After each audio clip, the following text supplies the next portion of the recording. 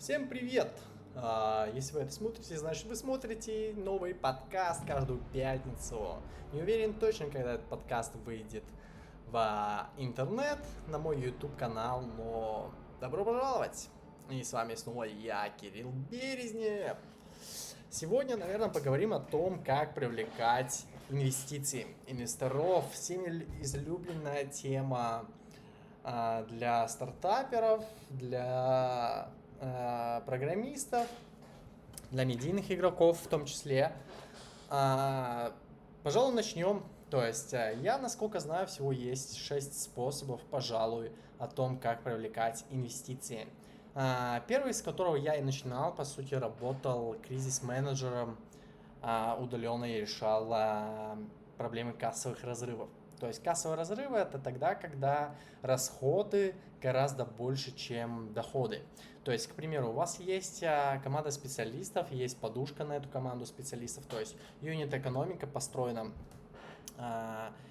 и не идет доход. То есть расходов условно там очень много проектов. Бывает очень много проектов, которых безуспешны, которые еще, к примеру, допустим, там, рано начаты, и они делаются, и расходов на команду, расходов на маркетинг, плюс налоги, плюс все остальные части гораздо больше, чем, собственно, доход. И ты решаешь, по сути, такие проблемы. И после определенного срока работы к тебе начинают доверять лояльные твои люди, то есть предприниматели. То есть ты заранее уже решал им проблемы, и из-за этого получал деньги. И при коммуникации с ними своих будущих проектов ты спокойно можешь, по сути, привлекать инвестиции от них. Пожалуй, перейдем к следующему способу. Второй способ – это медийка, качать личный бренд, то есть делать контент в виде шортсов, в виде статей, в виде постов под LinkedIn, постов под Twitter, Threads и так далее. То есть строить медийную систему, выпуск был у меня на канале. Посмотрите про медиа, про личный бренд. На личный бренд люди приходят, по сути, инвестора, потому что у них нету собственной медиа. Они предлагают сделать проект, так как у тебя есть медиа, тебе гораздо быстрее получается привлечь лидов с помощью своего бренда, так как у тебя есть доверие. Так как у тебя есть доверие и аудитория, за счет этого, получается, тебе легко быстро привлечь лидов и очень много предпринимателей, которые этому выгодно сделать с тобой проекты.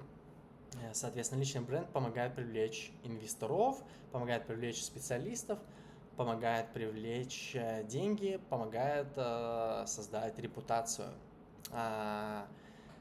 Пожалуй, кризис-менеджер – это, наверное, самый простой способ привлечения инвестиций. Медиа – это уже более такой тяжелее, потому что там нужно выстраивать полностью систему, там ты не работаешь на кого-то, а полностью выстраиваешь свои активы продвижения каналов и свое имя. Соответственно, перейдем дальше. А дальше у нас есть определенные закрытые клубы, там, где общаются предприниматели. То есть, к примеру, в российском комьюнити очень популярен Назаров, да, там, или Гладков. У них есть некие клубы с программистами, с IT-специалистами. Точно так же есть закрытые клубы ютуберов, закрытые клубы медиа-игроков, закрытые клубы предпринимателей. Их очень много, они пиарятся открыто, спокойно, то есть в социальных сетях. Есть, к примеру, Fox, по-моему, насколько я знаю. Там есть тот же Рыбаков, к примеру, из предпринимателей. И ты входишь в этот клуб, проходишь определенный отбор, приходишь на встречи, начинаешь общаться, нетворкаться, и получается заслуживаешь доверия определенное. И, возможно, кто-то из твоего окружения сможет тебе дать инвестиции на твой проект. Перейдем к четвертому способу. Есть очень множество сайтов, AngelList И их очень-очень-очень много, которые помогают привлечь ангелов. Ангелы — это которые дают инвестиции. Есть также очень много сайтов, которые ты можешь брать донаты на определенные проекты, определенные цели.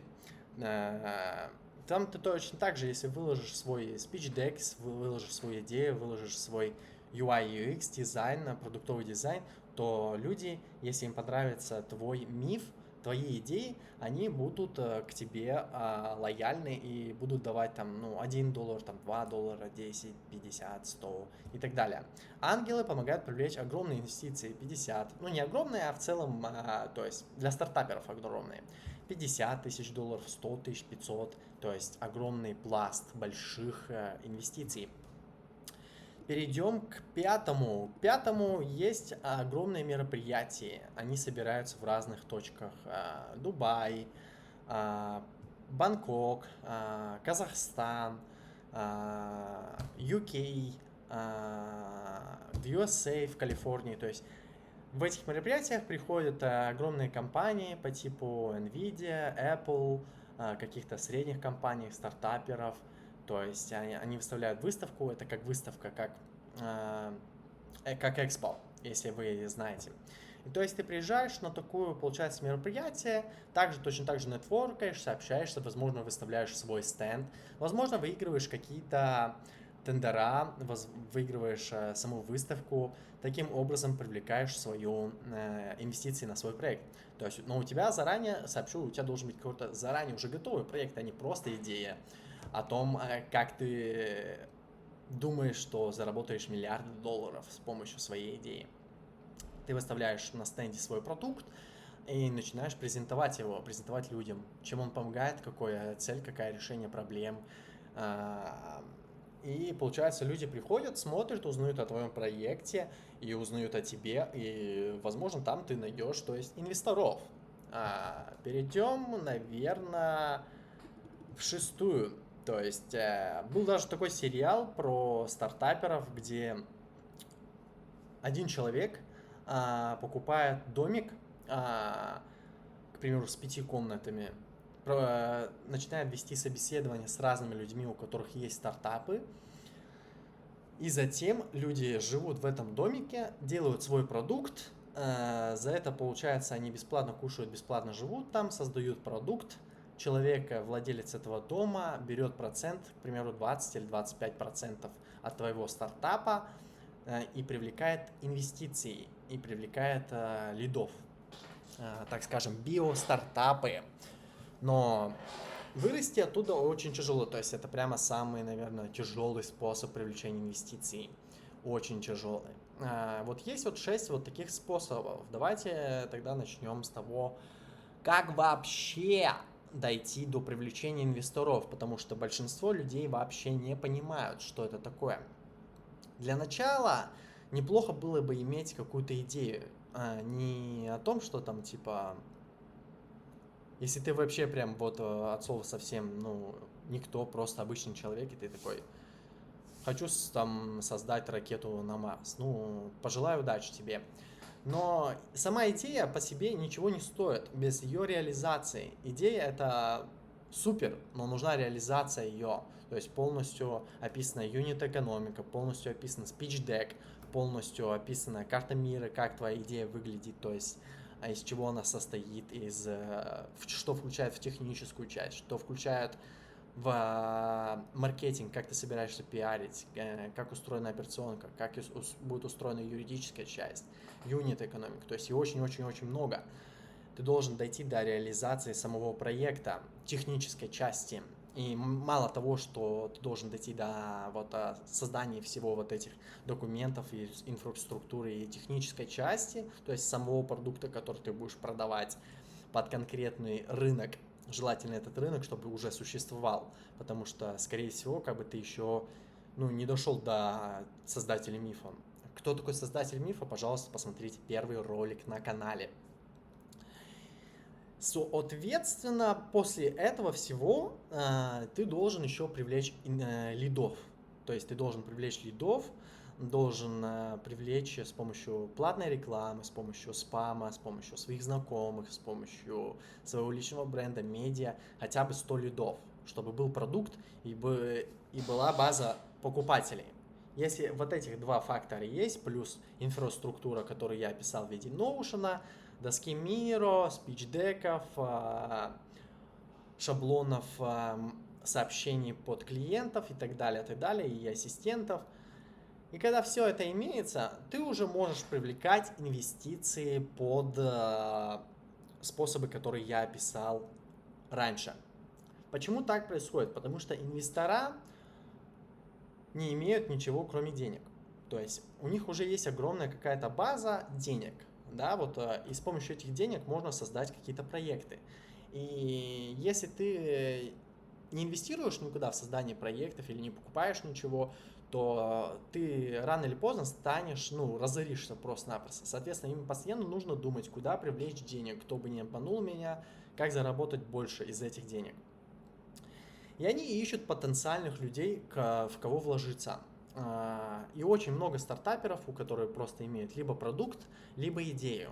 И на таких людей, никто не готов вкладываться. Инвестор готов вкладываться огромные деньги только в случае, если есть лиды и есть продукт. Вот если есть два фактора вот этих, плюс инфраструктура, минимальные операционки и так далее, то ты прошел так называемую долину смерти. Долина смерти как раз этот вот путь создания инфраструктуры, создания продукта, привлечения лидов. И на вот этот уже фактор приходит инвестор, в который в своем случае зачастую от 15 до 25% от стартапа забирает к себе до окупаемости своих вложенных инвестиций, и потом его доля размывается там до определенного процента. Соответственно, и тут еще важный фактор, что многие стартаперы, которые дошли до инвестиций, это всего лишь только первая ступень, так скажем, как будто вы школу прошли, потому что ваш проект, который имеет лидов, который имеет товар, это как, ребеночек, да, то есть ты должен его ухаживать за ним, выращивать его, и он прошел только школу, если он дошел до инвестиций. Дальше тебе нужно не просраться. Если ты возьмешь огромное количество инвестиций, к примеру, сразу $400 тысяч, да, то есть ты только стартап создал, запустил, у тебя есть лиды, и ты взял $400 тысяч, то ты можешь сразу просто разориться, потому что очень будет огромное ожидание от инвесторов, которые ты не сможешь выполнить. Поэтому тут важно подойти правильно к сколько ты будешь брать инвестиций от людей, чтобы соблюдать их ожидания. То есть это тоже огромный пласт работы. Дальше идет уже, соответственно, развитие дальше юнит-экономики, инфраструктуры, масштабирование. Чтобы масштабировать рынок. Зачастую это идет от стартапа до целой монополии. То есть вот у тебя есть стартап, маленький бизнес, который уже имеет лидов, приходят инвестора, то есть ты получаешь к примеру, $100 тысяч, на эти деньги начинаешь увеличивать создание продукта, то есть берешь труд специалистов, разработчиков, дизайнеров, психологов, то есть улучшаешь собеседование, чтобы к вам люди не приходили нужные, а не просто чувак левый с резюме. Больше привлечения маркетинга, то есть и так далее. И ваша компания понемножечку развивается от малой компании до средней, до завоевания одного рынка, до завоеваний 4 и больше рынков. Если ваша компания уже захватила 4-5 рынков, значит у вас есть монополия на рынок. И вы имеете право повышать цены, делать хоть что, потому что рынок ваш. То есть вы захватили полностью конкуренцию. А еще вам нужно пройти конкуренцию, потому что кроме таких вас уникальных, есть и множество других, даже если ваша идея уникальна, и еще ее никто не реализовал, до тех пор, пока вы дойдете до привлечения первых инвестиций, кто-то уже увидит ваш продукт и решит скопировать. Это тоже нормально, это часть пути. Поэтому примерно вот так привлекаются инвестиции. Рад был, если была информация полезная. Если информация не полезна, тоже пишите. Буду рад, буду очень благодарен за фидбэк. Понравилось ли вам этот выпуск или нет. Также пишите, какие темы вы хотели бы разобрать. И буду рад за лайк, за комментарий и за подписку. Мне это очень важно, чтобы развивать дальше мой канал с информацией. Всем удачи и хороших выходных!